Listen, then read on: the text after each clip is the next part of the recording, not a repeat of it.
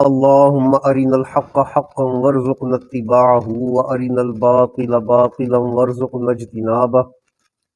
أما بعد فأعوذ بالله السميع العليم من الشيطان الرجيم. بسم الله الرحمن الرحيم.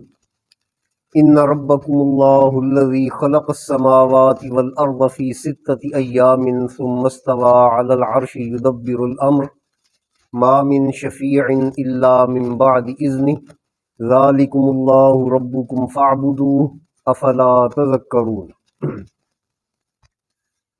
حاضرین کرام، سلسلہ وار درس میں آج سورہ یونس کی 3 آیہ کریمہ میں نے آپ کے سامنے پڑھی ہے۔ اس سے پچھلی آیت میں رسالت کا تذکرہ تھا۔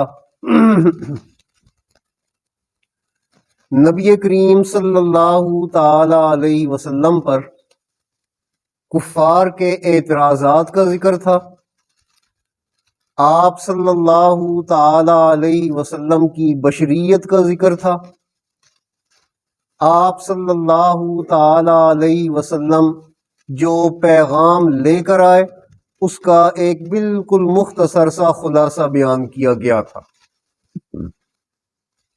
یہ آیہ کریمہ توحید پر مشتمل ہے۔ اللہ تعالیٰ ارشاد فرماتے ہیں، ان ربکم اللہ، یقیناً تمہارا رب اللہ ہے۔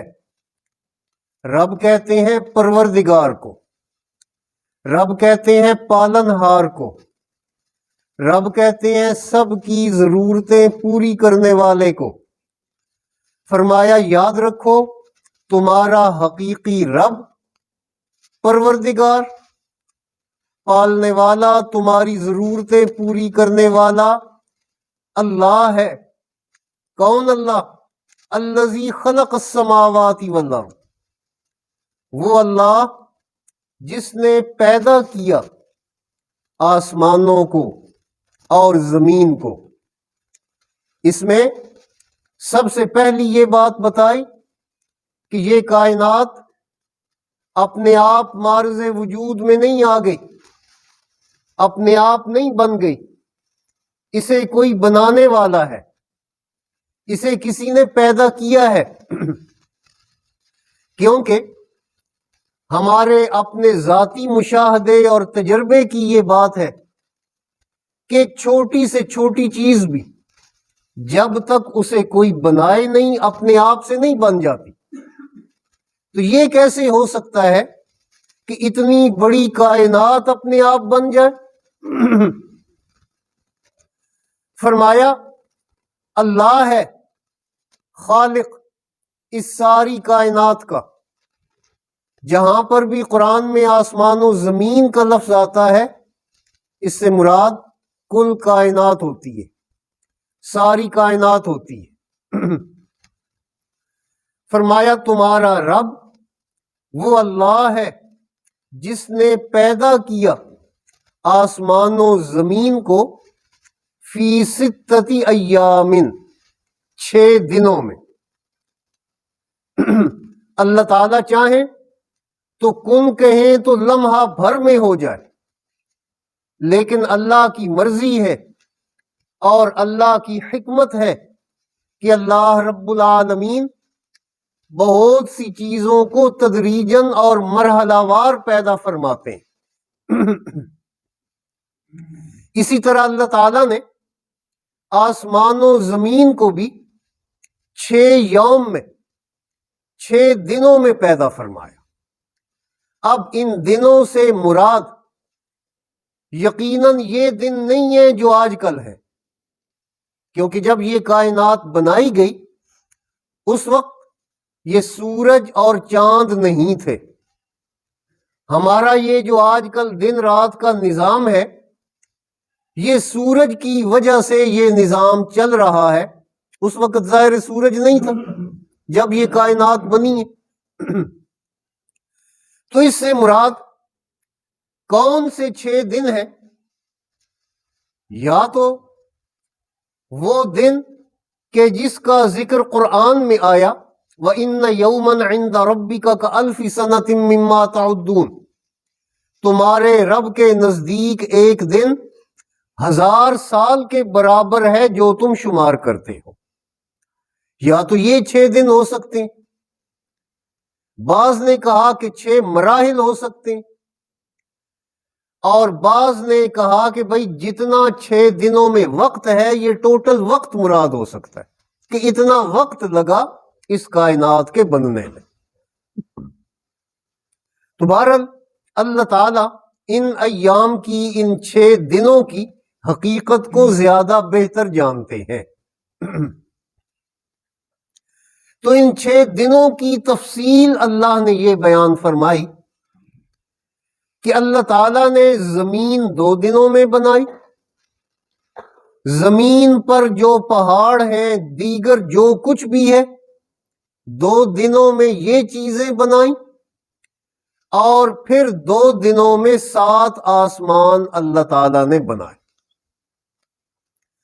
فرمایا تمہارا رب وہ ہے جس نے 6 دنوں میں آسمان و زمین کو بنایا، ثم استوى علی العرش، پھر وہ عرش پر مستوی ہوا۔ مستوی کا لفظ استوا سے نکلا ہے، استوا کا معنی ہوتا ہے برابری، پھر وہ عرش پر برابر ہوا، بعض نے اس کا معنی کیا بلند ہوا۔ تو یہ بات یاد رکھیں کہ جہاں پر بھی اللہ کی ایسی صفات آتی ہیں وہاں پر ہم اس کا معنی یہ کرتے ہیں کہ جیسے اللہ کی شان کے لائق ہے، جیسے اللہ کے شایان شان ہے، یہ ہمارا ایمان ہونا چاہیے۔ اللہ عرش پہ ہے، کیسے ہے؟ جیسے اس کی شان کے لائق ہے، وہی جانتا ہے کہ وہ کیسے ہے، ہم نہیں جانتے۔ جو کچھ ہمیں اللہ نے بتایا ہم اس پر ایمان رکھتے ہیں۔ تو اب کیا ہوا؟ بہت سے فلاسفہ، عقل پرست جو لوگ ہیں، انہوں نے اس کی عجیب تعویلیں کی اور کہا کہ جی اگر آپ کہتے ہیں اللہ عرش پر ہے تو اس کا مطلب یہ ہے وہ تو عرش پہ مقید ہو گیا، اور یہ اللہ کے شایان شان نہیں ہے۔ تو بھائی اس طرح کی جو ہے نا وہ تعویلیں کرنے کی کوئی ضرورت نہیں ہے۔ کئیوں نے سرے سے عرش کا ہی انکار کر دیا اور کہا جی اس سے مراد اللہ کی حکومت ہے، اللہ کی بادشاہت اور اس کی سلطنت عرش سے مراد ہے۔ تو یہ بات بھی درست نہیں ہے، کیونکہ قرآن میں ہی آیا ہے وَيَحْمِلُ عَرْشَ رَبِّكَ فَوْقَهُمْ يَوْمَئِذٍ ثَمَانِيَةٌ، قیامت کا دن ہوگا تیرے رب کے عرش کو اپنے اوپر 8 فرشتوں نے اٹھا رکھا ہوگا۔ تو اگر بھئی اس سے مراد حکومت ہو، سلطنت ہو، تو پھر اس آیت کا معنی کیا ہوگا؟ تو اس لیے قرآن کی آیات کی غلط تعویلیں کرنے کی ضرورت نہیں ہے۔ اللہ نے جو کچھ بتا دیا اپنے بارے میں اس پر ایمان لاؤ۔ پھر وہ یہ کہتے ہیں جی اللہ، آپ کہتے ہیں جی عرش پر ہے، تو نعوذ باللہ اللہ عرش پہ بیٹھا ہے، کھڑا ہے، لیٹا ہے، کیا کر رہا ہے؟ تو یہ بات یاد رکھیں کہ یہ بیٹھنا، کھڑے ہونا، لیٹنا، یہ جو ہے نا یہ مخلوق کے جو ہے نا یہ عوارضات ہیں، یہ چیزیں مخلوق کے ساتھ ہیں۔ اللہ جو ہے وہ ان چیزوں سے پاک ہے۔ اور جس طرح میں نے آپ کو بتایا کہ اللہ عرش پہ ہے، کیسے ہیں؟ جیسے اس کی شان کے لائق ہے۔ ثم استوى علی العرش، پھر وہ عرش پہ مستوی ہوا، بلند ہوا۔ وہ کیا کر رہا ہے؟ یدبر الامر، وہ سب کاموں کی تدبیر کر رہا ہے، وہ مدبر الامور ہے۔ یہ نہیں کہ وہ اس کائنات کو بنا کر اس سے لا تعلق ہو گیا، اس سے غافل ہو گیا اور اس کو اس نے نظر انداز کر دیا کہ یہ سارا نظام اپنے آپ چلتا رہے۔ ایسا نہیں ہے، اس نے صرف اس کائنات کو بنایا ہی نہیں، وہ اسے چلا بھی رہا ہے۔ فرمایا یدبر الامر، وہی سب کاموں کی تدبیر کر رہا ہے۔ اب آگے ہے ما من شفیع الا من بعد اذن، نہیں ہے کوئی بھی سفارش کرنے والا مگر اس کی اجازت کے بعد، یعنی اس کی بارگاہ میں، اس کی جناب میں، اس کے حضور میں کسی کی جرت نہیں کہ وہ کسی کی سفارش کر سکے۔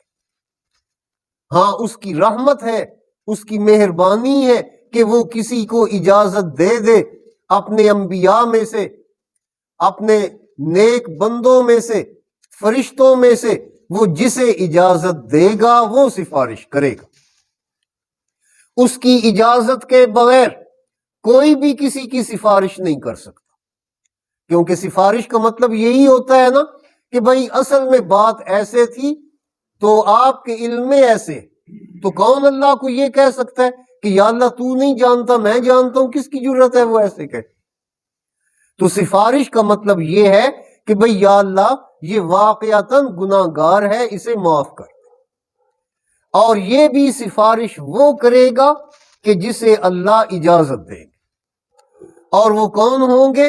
وہ ہمارے نبی صلی اللہ تعالی علیہ وسلم ہوں گے۔ سفارش یعنی بڑی سفارش، شفاعت الکبریٰ، وہ نبی کریم صلی اللہ تعالی علیہ وسلم کے لیے۔ ہاں آپ کے بعد انبیاء، صالحین اور پھر جو ہیں وہ فرشتے، انہیں بھی کسی حد تک سفارش کی اجازت ہوگی۔ فرمایا اللہ اتنے عظیم ہے کہ اللہ کی بارگاہ میں کسی کی مجال نہیں ہے کہ کوئی کسی کی سفارش کر سکے، لیکن فرمایا اس کی اجازت کے بعد۔ لیکن کفار کے لیے، مشرکین کے لیے سفارش کرنے کی اجازت اللہ کسی کو نہیں دے گا، کیونکہ اللہ نے فرمایا کفار کے بارے میں ما تنفعہم شفاعت الشافعین، سفارش کرنے والوں کی سفارش انہیں کوئی نفع نہ دے گی۔